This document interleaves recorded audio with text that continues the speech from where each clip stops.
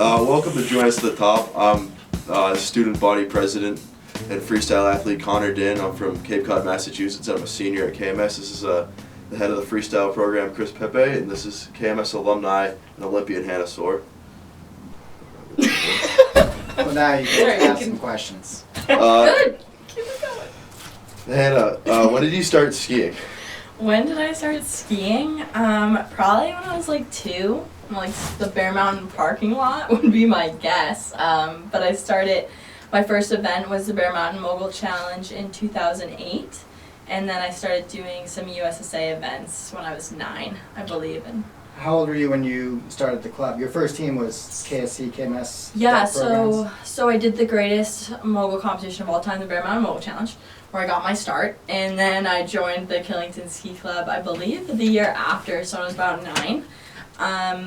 And honestly, I've been there ever since, 23 now. How did you get into skiing? Were your parents skiers? Yeah, my parents were just like weekend warriors. My mom only started skiing though when she was 29. Now she kind of leads the charge for the family skiing, so she had a little bit of a later start. Have you always wanted to be a professional skier growing up? That's a good question. I feel like when I was growing up, I was more focused on just being a weekend skier. Like I really liked that and just like being able to ski with my friends. And then through competition, like I honestly really hated it. So I would say that I didn't want to be a professional skier. I'd be like really nervous and I'd always throw up before events. It was like my go-to thing. And but then they would go well afterwards. So once I learned how to deal with nerves and how to channel that energy, it became more fun, and that's probably when I wanted to be a professional skier. I think Connor's got a question about pre-comp ritual. Like I've been there for some of those mornings where you became sick suddenly on comp day. But how have you learned to cope with that and deal with that, and like what's been helpful to keep you moving up the ranks?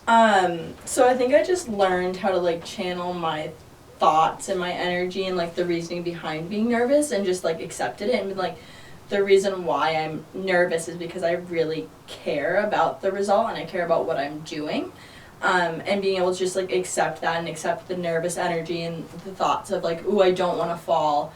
I don't want to get hurt. I want to do well. Like all of these external thoughts, and just kind of accept those and say like, that's okay to have these thoughts. But then redirect my attention at like cues that are tangible that I can execute on for whatever that course needs, and those are usually just like technical or tactical thoughts. And then when my attention gets brought back to not wanting to fall or wanting to do well or wanting to qualify for the Olympics, just continuously going through that thought process of accepting that thought but redirecting my attention. So is comp day fun now? That you can Yeah, manage it better?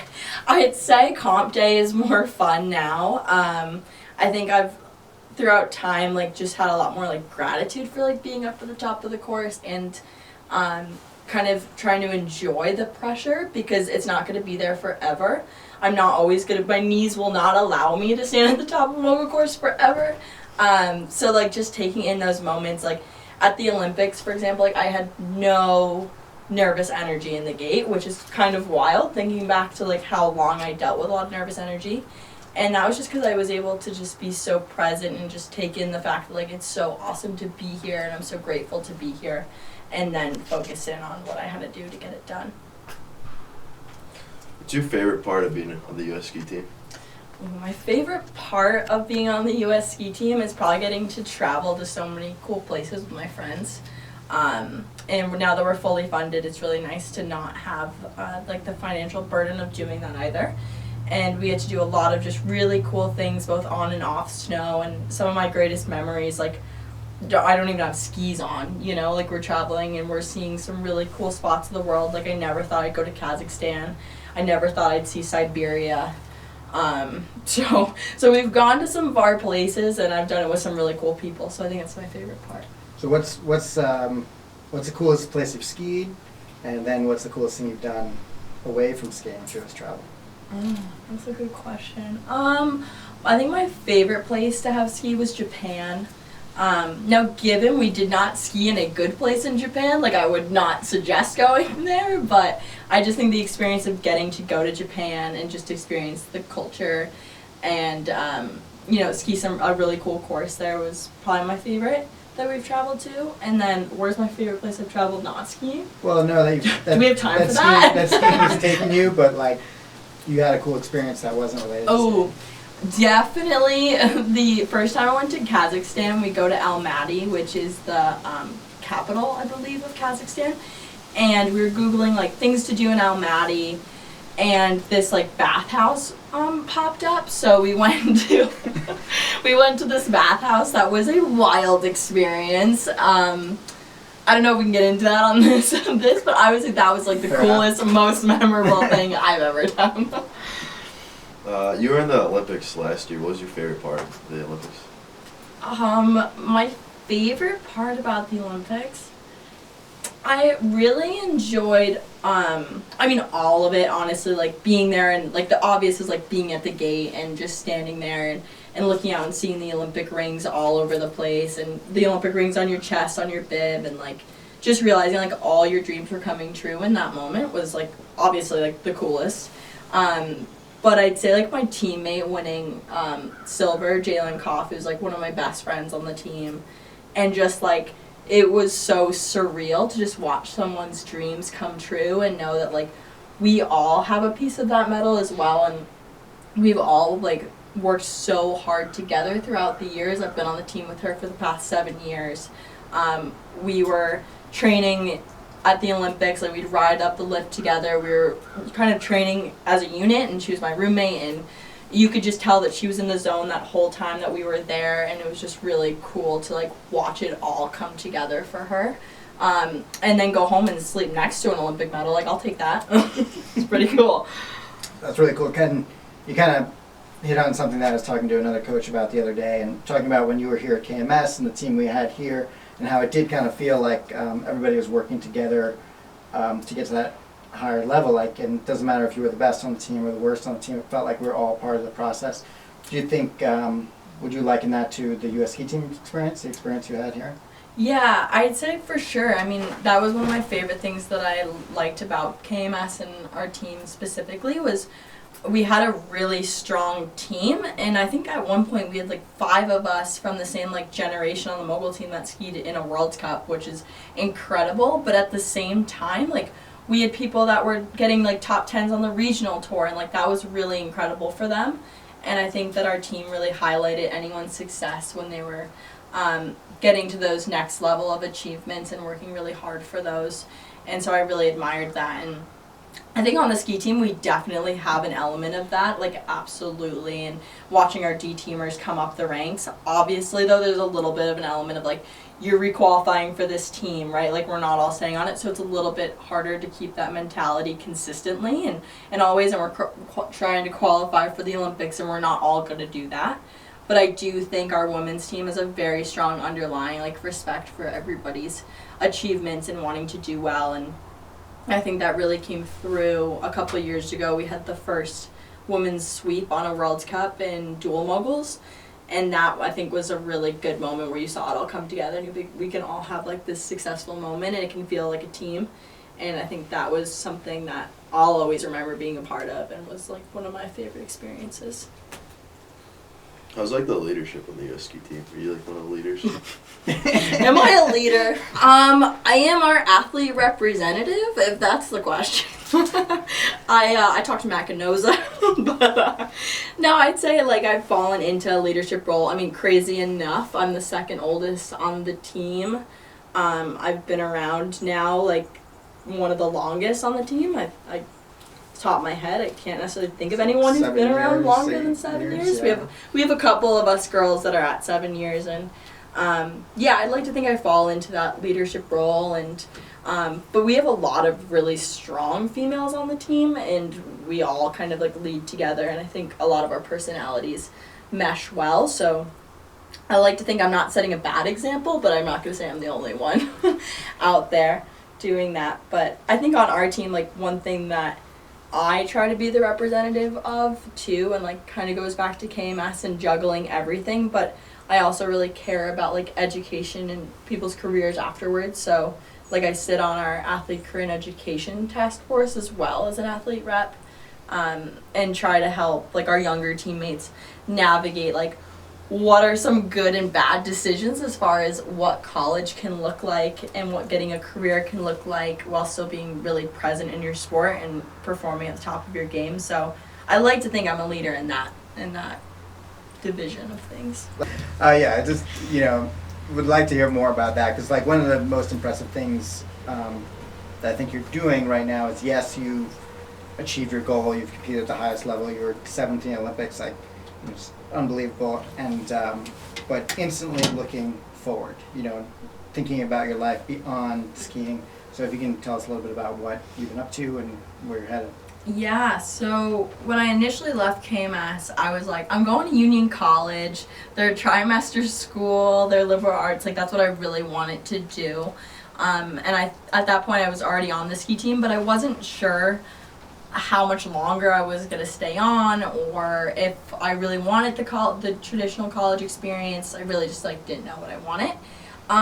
So I basically wasted a lot of time trying to make that college experience work, and I got to go for a couple trimesters and I really enjoyed it, but in the end I was on a 12-year graduation plan that just like was not gonna work. So I ended up transferring to the University of Utah, which is where we all end up in the end, it turns out, from the ski team. And so I've been there ever since, and I'm currently about halfway through my junior year, so I still have a little bit more to go. And I go like online, so I'm able to always be taking classes right now, and it's kind of nice that I can navigate some other things. And to your point about a career, like after the Olympics, I was like, well, I may or may not ski 4 more years until the next Olympics, but I know that I want to do an internship this summer in a career field that I might want to pursue. And so I ended up doing an internship at BlackRock in asset management, because I think I want to go the finance route. And I really, really liked it there, and I really liked the people, and I liked what I did. And they like, invited me to like New York Stock Exchange, and like I just got some like really cool experiences that were very different from what I've been doing. And so I'm now figuring out like what it is that I want to do next, because skiing 4 more years is awesome, but I also like have some other things that I want to accomplish career-wise. And I think everyone on the ski team has different goals as far as what life is going to look like after skiing. But for me, like, it's definitely a consideration, and I'm really good and bad, I would say, at the same time, of like stretching myself a little thin. So like when I was doing that internship this summer, obviously like we're still training. I went and lived in San Francisco for the 6 weeks to do it, and was like taking 3 classes, and it's just like a lot. But I think like one thing that KMS kind of trained me to be able to do is kind of balance a lot of hecticness while still being really good at everything. And that's definitely a hard line, right? Because there is a point where you get stretched too thin and you're not able to be the best version of yourself at all the things that you're trying to get done. Right. But I like to think this summer I got really close to that line, but still handled it well. So now I'm excited to get back to skiing, and we're heading to Europe on Tuesday and get back to that, but still like super aware of what I want to do next. Cool. Consulted with Kalman Hines. Yeah. My venture capital guys. So what should I do? And Balski. And Balski. Tell you how to get the job. What do you like to do when you're not training? I really like to bike, which is hilarious to anyone who knows me, because when I was at KMS, I absolutely refused to ever get on a bicycle. But now it's like my favorite pastime, so that's funny if you knew me back in the day. Yeah. Do you have any like rituals or things you do in the start gate for your competitions? Rituals? Oh, well, so like I'm definitely a planner, so I try very hard to not have a ritual, because things don't go according to plan. That's like when you start to panic. So besides like cracking my shoulder because it's a little old and stiff and whatever, and trying to get warmed up, like I don't really have any rituals, because that's just setting me up for just panicky moments if that doesn't happen. You don't listen to like music in the start gate or anything? No. Technology, like that is setting myself up for failure. Like the people that are in the start gate playing with their music, I'm like, you're crazy. I'm like, my heart rate would be so high because I'd be so stressed about it. like Jalen does that. She's always like playing, getting the right song in the start gate. I'm like, you're out of your mind. But, you know, if someone's good with tech, I support it. How do you stay healthy during the season, like when you're skiing all the time? Let's be honest, I don't. I wish I could say the whole season. I just feel really good. I'd say last season with the Olympics, I actually did feel really good because I like really reduced my training load and just zoned in on perfecting the run that I already had. But especially in a season like after the Olympics that we're in now, it's a lot of trying to get new tricks done, like pushing the limits, trying to get those new runs done. And with anything that's new and challenging, usually comes a lot of crashes. And I'm getting older, and my body does not love that. So I wish I could say that I deal with it well. I mean, I definitely do a lot of core and strength workouts and everything that we can do to be as prepared as possible for those crashes. But, you know, in New Zealand, our team was crashing all over the place, which, you know, in theory doesn't sound good, but it was really because everybody was just pushing their limits and kind of figuring out how far we can go and how big we can go off those jumps, and with that sometimes comes some error. So, you know, you wake up in the morning and you go to the PT and you say, help me. How do you, do it again. kind of on that same track, how do you maintain your, you know, your diet, your recovery, your strength and conditioning when you're just in different places, traveling all the time, and every day is different for you? Yeah, so like for me, we have our workouts that are all structured, and then just being flexible and knowing you need to get them done somewhere in the day. So like today, for example, I snuck into iSport because I know that Tyler like starts at 8, so did my workout early and knew we were doing this today, and just kind of like staying flexible and making sure that you get everything that you need to done. But also, like, now that I'm a little bit older, like, there are other things that I'm trying to do in life and stuff, people that I have to talk to and, like, meetings, and as weird as that sounds, right? Like, your day gets full, but you gotta prioritize making sure that you do get those strength workouts done and the cardio done, and really take care of yourself and stretch. Like, that's something that I love to, like, get rid of and be like, oh, I don't have time for that, and I'm gonna not do it. But the truth of the matter is, like, you definitely always have to, like, make time for that. And on the ski team now, it's really thankful that we have those PTs, because when you do have those nagging injuries, it's nice to have someone that can help you address them right off the bat and hopefully get yourself recovered and better and ready to go before it's too late. How do you stay motivated when it's like the middle of the season and you're not getting the results that you want? How do you stay motivated? Well, the first thing you do usually is panic, right? Let's be honest. You're like, middle of the season, it's not going good for you, and you're like, well, this sucks, you know? But I think keeping everything in perspective and then leaning into that feeling a little bit and being like, okay, these aren't the results that I was looking for or wanted. How am I going to achieve that next level of success that I'm looking for? And then use that to drive you in your training, and try not to get like too hung up on the results and too down on yourself, but definitely use it to make sure that you do that extra rep in the gym, or you hike that jump one more time, or you really pushed on this run in training because you know that you don't want to stand at the top of the gate in the next event and be like, I'm not prepared for the successes that I'm looking for. How's your goal setting changed? Like, how do you set goals? Has it changed from when you were younger and you were here at KMS? And No, I'm still really bad at it. I'm still really bad at it. Yeah. No, we would do like, goal setting. It was not my strength. Still isn't my strength. We've got a goal setting sheet that says go to the Olympics. Okay, check. You know, so.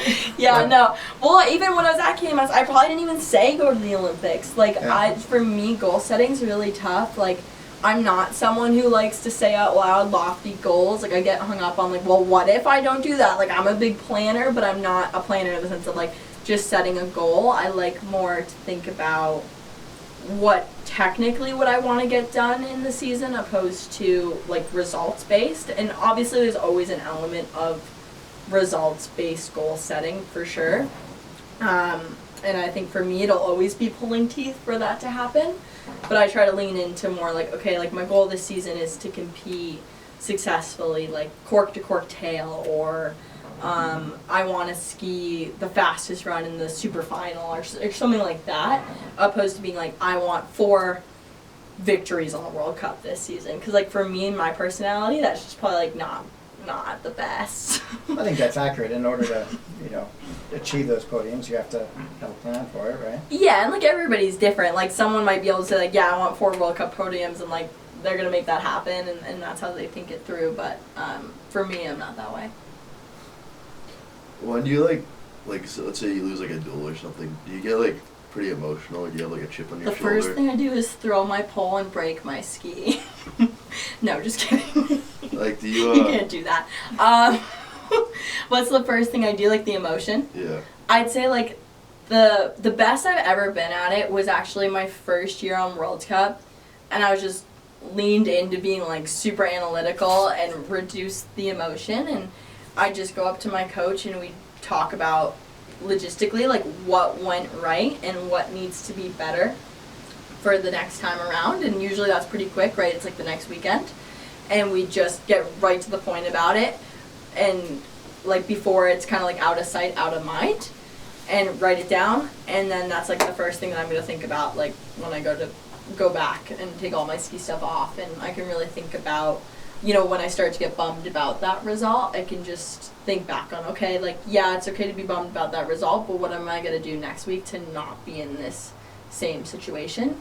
And I think it's also good not to be like too hard on yourself too. Like it's really hard in those moments to not be really emotional and really upset, but I do think that taking more of like that analytical approach and being real with yourself about what you can do better is probably the most helpful way. What's your favorite tricks to do off the jump? My favorite What's new? What's new? I can't disclose that.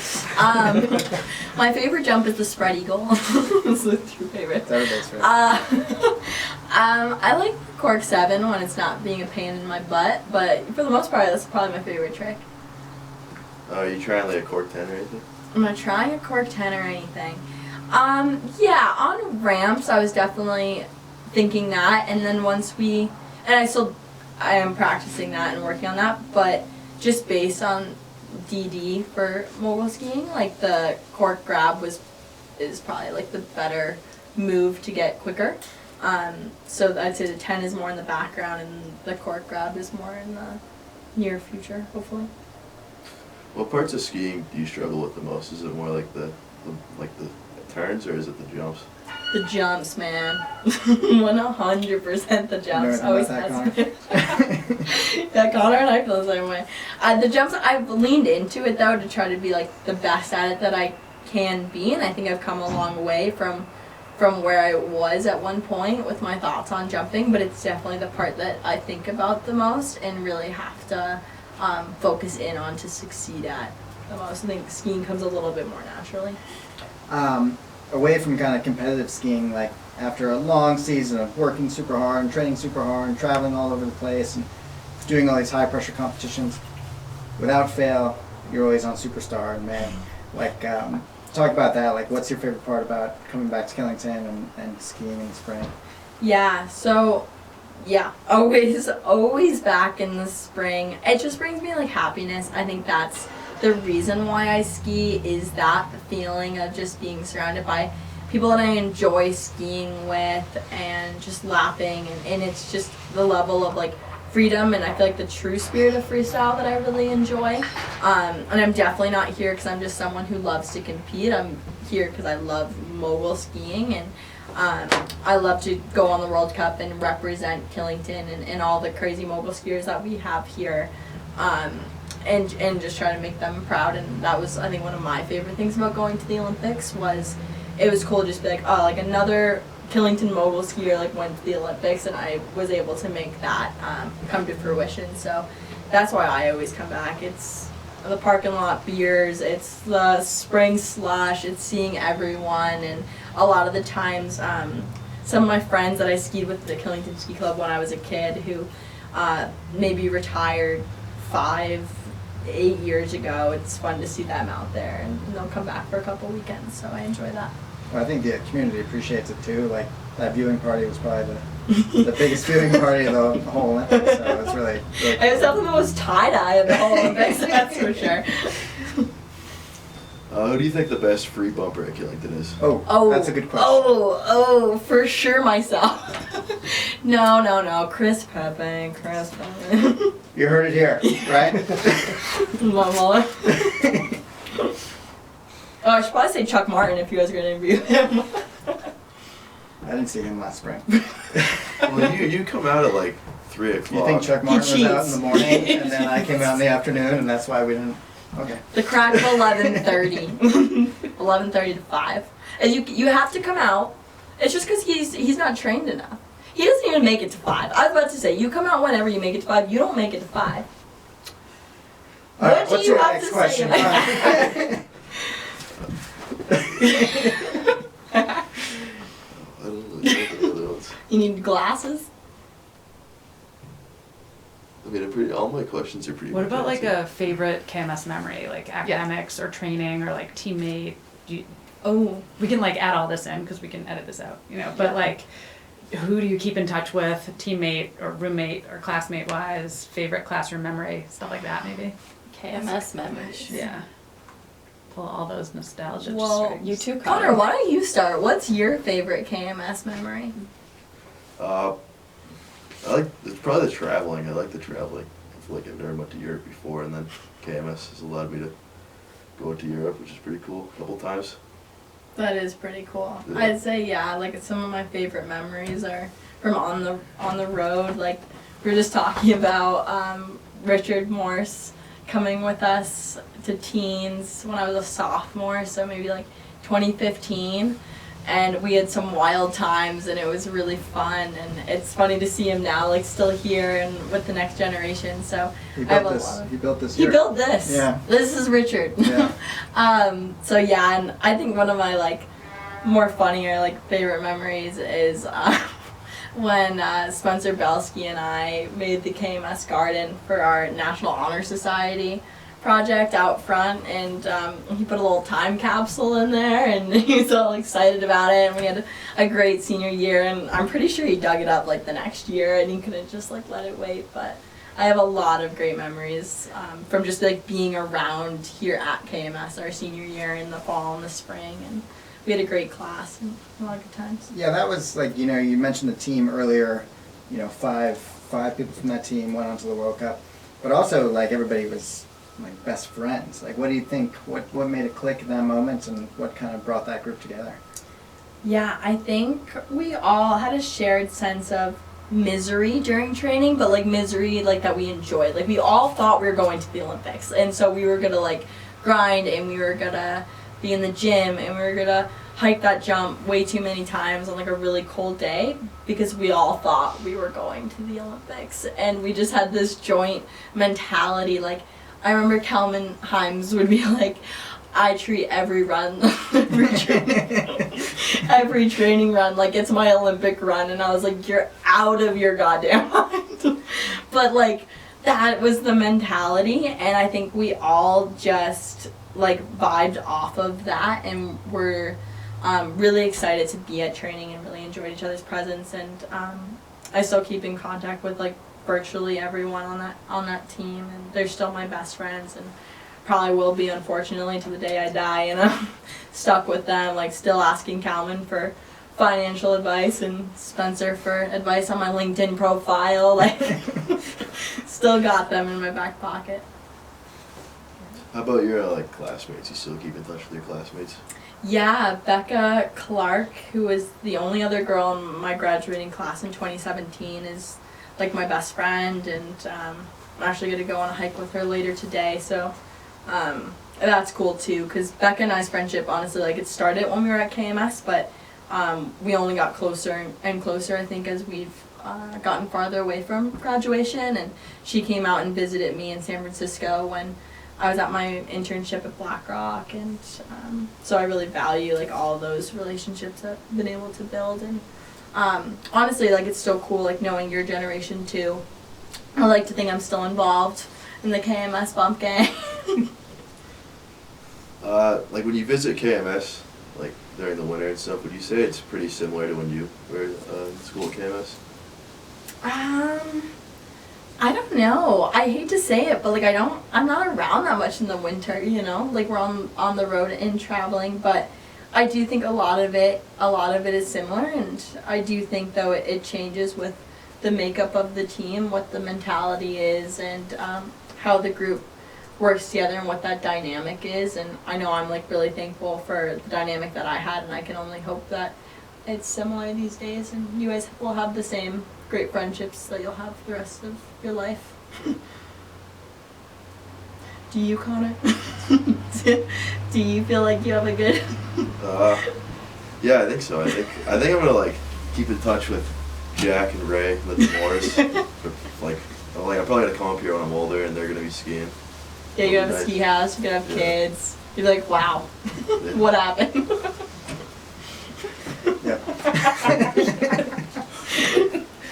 So you're gonna graduate, and then you're gonna be like me, and you're gonna show up here and you're like, I graduated 5 years ago. Like, to your point, I'm like, the place is the same. I'm like, I feel like I could have still like been here like right now, and still be going to art class with Eric, and still take Richard to France. Like, I kind of love that.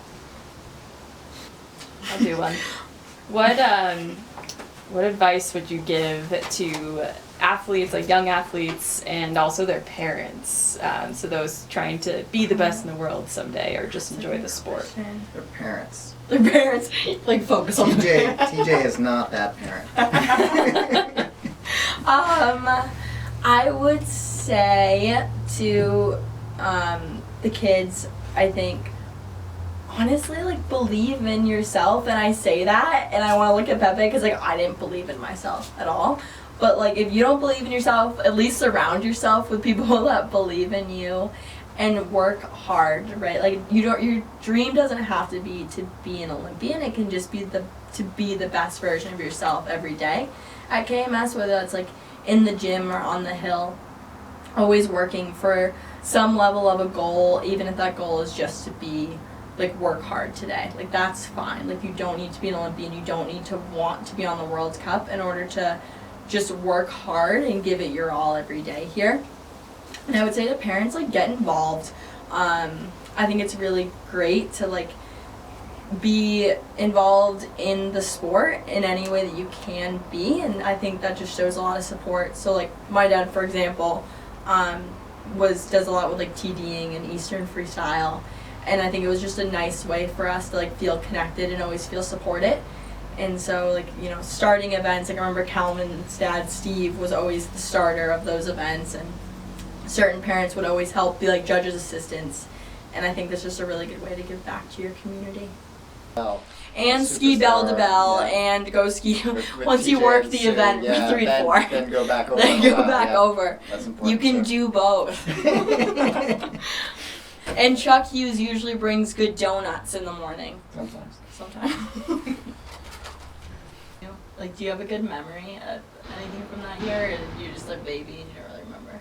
I mean, I was in 6th grade, but I thought everyone on the team was pretty nice. I remember Colin Campbell. He coaches now, but he was actually pretty nice to me. I was like afraid of a lot of the seniors, like Ian Borgard. He was pretty scary. It's like training, like I was 11, 12, and I think Ian 18. Yeah. You guys were all 18. So, like, being around a bunch of people that are almost twice my age is pretty frightening. But we were nice to you? Yeah. Okay, that's I good. was always afraid I was gonna get landed on. Or, like, I was gonna get in the way of someone else. Were you scared of me? Was I scary? No, you weren't that scary. No, You're I'm not pretty scared. I'm nice. never scared. That's awesome. Well, it's good to know that we didn't leave a bad impression on you. I guess you probably wouldn't still be here if we did land on you. Seeing Ian Borgard ski was like a bull going on the course, so I didn't want to be in the line when he was out Like, get out of here. I mean, I feel that on World Cup now. Like, when we have training with the men, I'm like, oh, please don't hit me. Like, trying to not be an inconvenience to anyone here. Okay, what's your favorite memory of our time at KMS?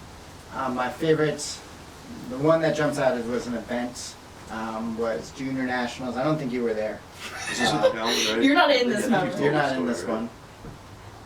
No, we were in Junior Nationals in Sun Valley. Beautiful weather, and the course was really good, and everybody was skiing really at their highest level, and we had basically the whole group go into the final. And I told them, like, we're all in, like, just go as hard as you can, and they went so hard, and they went so big and so fast, and we didn't win. But no, Calvin was second, and now, like, they were all in the top 10, but it was, I felt so proud to be part of a team that was skiing so strong and really pushing each other together. So that was one of my favorite memories. It wasn't when I got second the year prior, and Olivia Kiacho dropped her pole. She dropped her pole. You're like, no, that's supposed to angry out there. Hannah, Soar memories? I don't know, you. I think my favorite memory was when, or like that I could think of right off the top of my head, was at selections in Winter Park. And that's such an early morning, and oh my god, talk about like being nervous and like not eating, and Pepe has to just deal with me, and I'm the only girl, and the boys get to sleep in and whatever, and Alex Lewis is just sitting there with us because he wakes up early, and he's just like watching my emotional turmoil, and he's probably just Al in his head being like, what is this girl's problem? It was really funny, but I just think about those mornings and like you being like, what do I do with this? Well, I remember that one like really well because we had done it. I had known who you were before I came here, and then we did a camp together or a couple camps together. I was like, wow, she's better than I thought. And we got to comp morning, and you're rolling around on the couch, and like, what do you mean? No, This is it. Crumbling. Yeah, now it's just like, oh my god. Yeah, it's one of my favorite memories. It all worked out. It all worked out just fine. Well, thank you for joining us at Join Us at the Top and send it for KMS. It's good.